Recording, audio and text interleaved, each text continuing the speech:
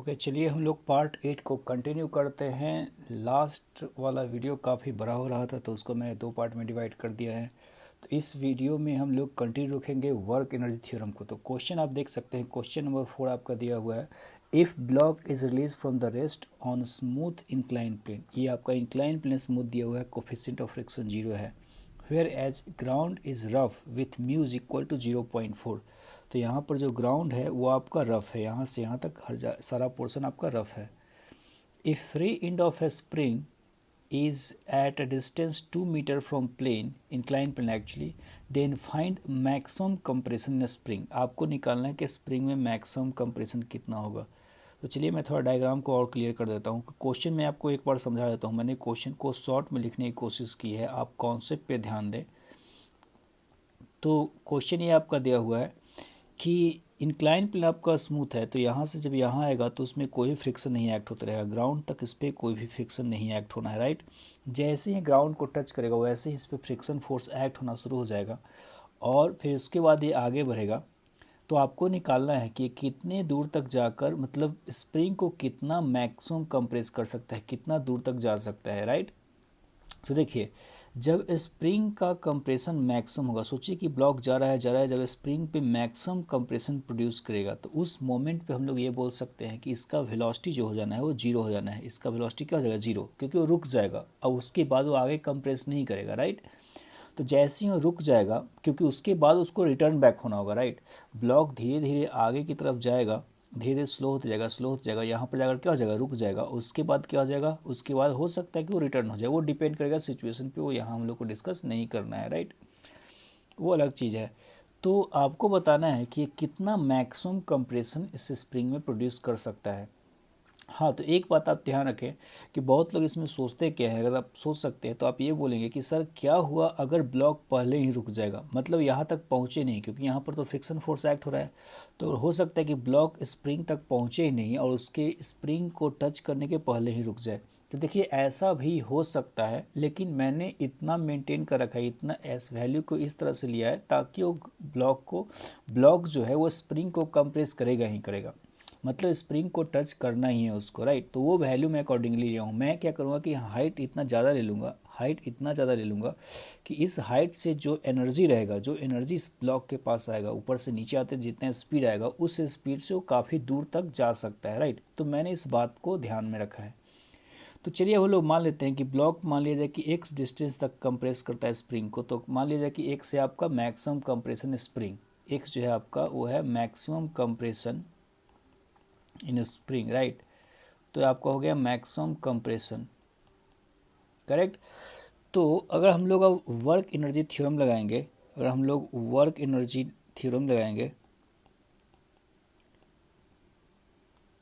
Correct. तो अगर हम लोग वर्क एनर्जी थ्योरम लगाएंगे, वेट अ सेकेंड,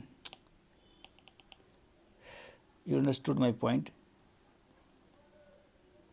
तो अगर हम लोग वर्क एनर्जी थ्योरम लगाते हैं तो हुआ क्या कि हम लोग ये बोलेंगे कि work done by all forces, actually work done by conservative force plus work done by non conservative force plus work done by external agent is equal to change in kinetic energy, right. ये आपका rule होता है। तो एक बात तो sure है आपका कि चेंज इन काइनेटिक एनर्जी जो हुआ है आपका जीरो हुआ है। क्यों? क्योंकि यहाँ पर ही ब्लॉक रेस्ट में था, मैंने रेस्ट से छोड़ा है, ऑब्वियस सी बात है।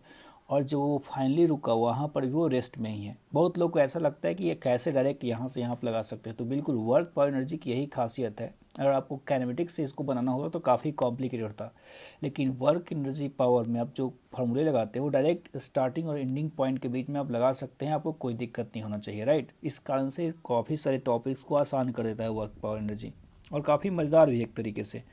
तो चलिए हम लोग लिखते हैं W C plus W N C plus W external zero. अब देखिए कंजर्वेटिव फोर्स कौन कौन से है, आपको पता होगा कि जो ग्रेविटेशनल फोर्स है वो कंजर्वेटिव होता है, स्प्रिंग फोर्स कंजर्वेटिव होता है। तो हम लोग को दोनों का वर्कडन लिखना है कंजर्वेटिव में, राइट। तो दोनों का जो वर्कडन होगा, देखिए ब्लॉक पे जो ग्रेविटी का वर्क होगा वो तभी होगा जब ब्लॉक नीचे आ रहा है, मतलब जब तक ब्लॉक .1 टू .2, मैं इसको दो पार्ट में डिवाइड करता हूँ। ये मान लीजिए आपका हो गया .1, ये हो गया क्या .2। तो जब तक ब्लॉक आएगा आपका .1 से .2 तक, तब तक आपका ग्रेविटी वर्क करते रहेगा, तब तक आपका क्या होगा, ग्रेविटी वर्क करते रहेगा, राइट। जैसे ही वो ग्राउंड पे मूव करना शुरू करेगा, ग्रेविटी नहीं बल्कि बस फ्रिक्शन यहाँ से यहाँ तक वर्क करेगा, राइट। अब जैसे ही फ्रिक्शन इस ब्लॉक जो है ये स्प्रिंग को टच करेगा, उसके बाद अब स्प्रिंग भी करना शुरू कर देगा वर्क। फ्रिक्शन तो करेगा ही क्योंकि आपका ग्राउंड जो है अभी भी रफ है, आपका हर जगह ग्राउंड जो है रफ है, तो फ्रिक्शन तो आपका वर्क करते ही रहेगा, लेकिन साथ ही साथ जैसे ही आगे बढ़ेगा वैसे ही आपका जो स्प्रिंग फोर्स है वो भी आपका वर्क करेगा, और एक्चुअली में वो निगेटिव वर्क करेगा क्योंकि स्प्रिंग फोर्स जो है इस डायरेक्शन में अपोज करेगा, इस एफएसपी जो है डिस्प्लेसमेंट के रिवर्स में एक्ट होगा आपका। तो हम लोग ये बोल सकते हैं कि स्प्रिंग फोर्स का निगेटिव वर्क होगा, फ्रिक्शन का तो निगेटिव वर्क होगा ही क्योंकि ब्लॉक आपका स्लाइड करते हुए आगे की तरफ जाएगा और फ्रिक्शन फोर्स जो है पीछे की तरफ लगेगा। फ्रिक्शन फोर्स किधर लगेगा, वो पीछे की तरफ इस तरह से लगते रहेगा, राइट।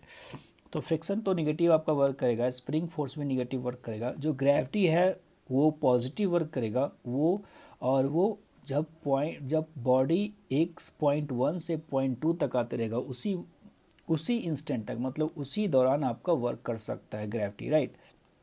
तो चलिए हम लोग work done by conservative forces लिखते हैं। तो ग्रेविटी का वर्क डन हो जाएगा mgh हो जाएगा, राइट, माइनस स्प्रिंग फोर्स का वर्क डन। एक्चुअली आप प्लस लिख सकते हैं, लेकिन स्प्रिंग फोर्स का वर्क डन निगेटिव होगा तो इसलिए मैं डायरेक्ट माइनस पुट कर दे रहा हूँ। तो स्प्रिंग फोर्स का वर्क डन निगेटिव होगा, होता है कितना, हाफ के एक्स स्क्वायर, माइनस हाफ के एक्स स्क्वायर, अगर उसमें कंप्रेशन होता है एक्स आपका, right. Plus work done by non conservative force आपका हो गया माइनस म्यू एम जी जो आपका फोर्स हो गया, इंटू डिस्प्लेसमेंट जो हो गया आपका वो हो गया 5 प्लस एक्स, राइट। मैंने माइनस क्यों लगाया, क्योंकि वर्क डन जो फ्रिक्शन का वर्क डन होगा और नेगेटिव होगा, तो आइदर आप कॉस 180 पुट करें या माइनस पुट कर दें, दोनों में क्या है, बात बराबर है। प्लस एक्सटर्नल एंड और भी कोई फोर्सेज जो है वो वर्क नहीं कर रहे हैं। फॉर एग्जांपल नॉर्मल फोर्स है तो उसको आपको वर्क नहीं कर रहा है यहाँ पर, क्योंकि डिस्प्लेसमेंट हमेशा नॉर्मल के परपेंडिकुलर में हो रहा है, राइट। जब ब्लॉक आ रहा है इंक्लाइन प्लेन पे तब भी नॉर्मल जो है इंक्लाइन प्लेन के परपेंडिकुलर लग रहा था, और जब ब्लॉक मूव कर रहा है हॉरिजॉन्टल ग्राउंड पे तब भी आपका नॉर्मल रिएक्शन अपवर्ड में लग रहा था, राइट। तो नॉर्मल का वर्क डन आपका जीरो हो गया। चेंज इन काइनेटिक एनर्जी आप लिख सकते हैं, इनिशियल काइनेटिक एनर्जी जीरो है, फाइनल भी जीरो है आपका, इनिशियल भी जीरो है, राइट। हमेशा चेंज जो होता है वो final energy minus initial energy होता है, राइट। तो चलिए हम लोग वैल्यूज़ को पुट करते हैं। जो मास आपका दिया हुआ है ब्लॉक का, मास जो ब्लॉक का हम लोग ने ले रखा है दैट इज़ 4 kg एक्चुअली, आप देख सकते हैं। एक बार वैल्यू हम लोग पुट कर लेते हैं तो आपका हो जाएगा 4 into G which is 40 into H is 5 metre minus half K is how much, K is 80 into X square minus mu is 0.4 mg is 40, 5 plus x is equal to 0। चलिए इसको हम लोग को सॉल्व करना है, क्वाड्रेटिक आने वाला है आपका। चलिए इसको हम लोग 40 कर देते हैं। आप देख सकते हैं कि 40 हर जगह जो आपका कॉमन आ जाएगा, तो आप लिख सकते हैं कि 5 माइनस एक्स स्क्वायर माइनस, और ये हो जाएगा 2 माइनस म्यू का वैल्यू मैंने कितना लिखा है 0.4 X, right, minus 0.4 X is equal to 0। ये मैंने वैल्यू बहुत ही गंदा ले रखा है, आपको वैल्यू की चिंता नहीं करनी है, ठीक है। एक्स स्क्वायर उस साइड जाएगा आपका, हम लोग माइनस कॉमन आप जैसे कर सकते हैं, ठीक है, आपको करने आता है तो आप उस साइड लेकर चले जाइए, तो आपको यह माइनस आप कॉमन ले लीजिए तो जाएगा एक्स स्क्वायर प्लस 0.4 एक्स, ये हो जाएगा 3, तो माइनस 3 आपका जाएगा इक्वल टू 0। तो आप x की जो वैल्यू लिख सकते हैं, x will be equal to minus B plus minus root over B square, तो 0.4 का स्क्वायर हो जाएगा माइनस 4ac, तो प्लस हो जाएगा आपका 12 हो जाएगा, right, plus 12 divided by 2, right. चलिए हम लोग x का वैल्यू लिख लेते हैं। निगेटिव वैल्यू को आप कैंसिल कर सकते हैं, तो आपका जो निगेटिव वैल्यू, क्योंकि कंप्रेशन जो है निगेटिव नहीं हो सकता है, तो मैं पॉजिटिव वैल्यू को चूज करूंगा। पॉजिटिव चूज करने का मतलब minus of 0.4 plus root of 12.16 divided by 2। आप 12.16 को ऑलमोस्ट आप 12 ले सकते हैं, तो आपका 2√3 हो जाएगा, तो इसको आप लिख सकते हैं इज इक्वल टू, आप 2√3 ऑलमोस्ट ले सकते हैं minus 0.4 divided by 2, or you can say actually it's nothing but √3 minus 0.2। आप एग्ज़ाम में ऑलमोस्ट आंसर को मैच करवा सकते हैं यहाँ से ऑप्शंस को देखकर। तो √3 होता है 1.7 माइनस 0.2, इट मीन्स 1.5। तो जो कंप्रेशन होगा ऑलमोस्ट 1.5 के बराबर होगा। आप ऑप्शन कैलकुलेशन को एक बार फिर से वेरीफाई कर ले, वो आपके लिए सही होगा। ठीक है। तो आपका कंप्रेशन इतना प्रोड्यूस होगा, तो इस तरह से हम लोग कैलकुलेट कर सकते हैं। ठीक है, आप क्वेश्चंस ऐसे क्वेश्चंस और भी बनाइए, आपके लिए अच्छा होगा। ठीक है, चलिए हम लोग नेक्स्ट क्वेश्चन पे आते हैं। क्वेश्चन नंबर 5 है। हाँ, नेक्स्ट क्वेश्चन पाने से पहले मैं आपको बात बता दूँ कि चैनल का नाम है Newton 9.8। I forgot to tell it in the beginning. So आप पढ़ रहे हैं चैनल न्यूटन 9.8 पे, और आज हम लोग डिस्कस कर रहे हैं work energy theorem, questions based on work energy theorem. तो चलिए हम लोग इसको सॉल्व करते हैं। सॉल्यूशन जो है आपका क्वेश्चन ये आपका दिया है कि particle starts its motion at x is equal to 0 from the rest, then find kinetic energy at x equal to 10। x equal to 10 पे आपका निकाला। तो देखिए, तो आपका एफ ग्राफ लिखा हुआ है, तो एफ ग्राफ लिखा हुआ है, तो एफ ग्राफ से हम निकाल कर सकते हैं। आपको सबको पता है दुनिया में कि area of F graph actually W is equal to integration of F, अगर एक डायमेंशन में मूव करे। ऐसे तो हम लोग एफ डॉट डी एक्स लिखते हैं, एफ डॉट डी एक्स आपका लिखते हैं, लेकिन हम लोग इसको अवॉइड करके डायरेक्ट एफ एक्स लिख सकते हैं। वाई? क्योंकि देखिए होता क्या, मैं सिंपल सी बात बता रहा हूँ कि अगर एक ही फोर्स एक्ट हो रहा है, अगर एक ही फोर्स आपका एक्ट हो रहा है, तो बॉडी तो उसी डायरेक्शन में मूव करेगा जिस डायरेक्शन में आपको क्या है, फोर्स एक्ट हो रहा है। तो आपको कुछ ना कुछ वहाँ पर क्वेश्चंस में क्लू दिए हुए होंगे कि इसको डील कैसे करना है, कि एंगल कितना लेना है दोनों के बीच का, राइट।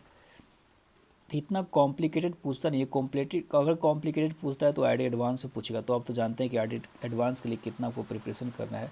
तो let's solve this question now. So F x का एरिया जो हो जाएगा, इंटीग्रेशन ऑफ इसको हम लोग एफ एक्स लिखेंगे, एफ डी एक्स सॉरी। तो this is nothing but area of F x, right, F x graph, correct. तो अब ये भी आपको पता है कि W इज इक्वल टू होता है change in kinetic energy also. जो वर्क डन होता है चेंज इन काइनेटिक एनर्जी को होता है। ठीक है, वर्क डन जो हो जाएगा आपका एरिया के बराबर आप लिख सकते हैं।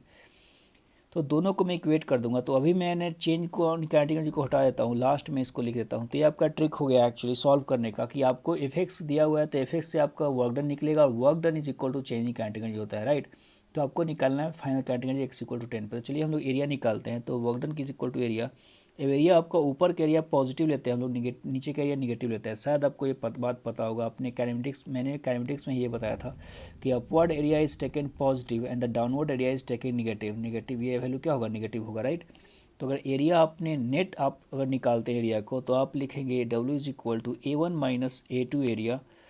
तो A1 जो हो जाए आपका half into base is 8 and height is 10 minus A2 is half into base is 2 into height आपका -5 हो चुका है, राइट। तो यहाँ से जो वैल्यू आ जाएगा आपका, ये आपका हो जाएगा 40 माइनस आप सॉरी आप अगर आप माइनस साइन ऑलरेडी ऐड कर चुके हैं तो यहाँ पर -5 लिखने की ज़रूरत नहीं है, आप बस 5 लिखिए। उसी कारण से मैंने यहाँ एक्चुअली माइनस लिखा है, क्योंकि एरिया जो हाइट है इसका निगेटिव है, मतलब एरिया निगेटिव आएगा, राइट। तो 40 माइनस आपका 5 हो जाएगा, which is equal to 35। So this is the value of work done. Now the kinetic energy also equal to work done, right. और कैसे change in kinetic energy equal to work done, so which is equal to 35 joule, correct. और change in kinetic energy करने का मतलब हो गया kinetic energy final minus kinetic energy आपका initial is equal to 35 joule. So देखिए कि यहाँ पर दिया हुआ क्या है कि पार्टिकल स्टार्ट्स इट्स मोशन, ठीक है, अपना मोशन को शुरू कर रहा है। तो अगर अपना मोशन को शुरू करे, आप यहाँ देख सकते हैं, अगर अपना मोशन को शुरू करा है मतलब वो रेस्ट से शुरुआत करता है। शुरुआत कहाँ से किया है, वो उसने रेस्ट से शुरुआत किया, राइट। तो आपका इनिशियल काइनेटिक एनर्जी आपका 0 हो जाएगा। So you can say that kinetic energy final और means the kinetic energy at x is equal to 10 will be equal to 35 joule, right. तो आपका x इज इक्वल टू 10 पे जो काइनेटिक एनर्जी होगा वो 35 जूल के बराबर होगा, ठीक है। तो चलिए इस वीडियो में इतना ही। हम लोग नेक्स्ट वीडियो में जो है कंजर्वेशन ऑफ एनर्जी के बारे में पढ़ेंगे। तब तक के लिए थैंक यू एंड बाय।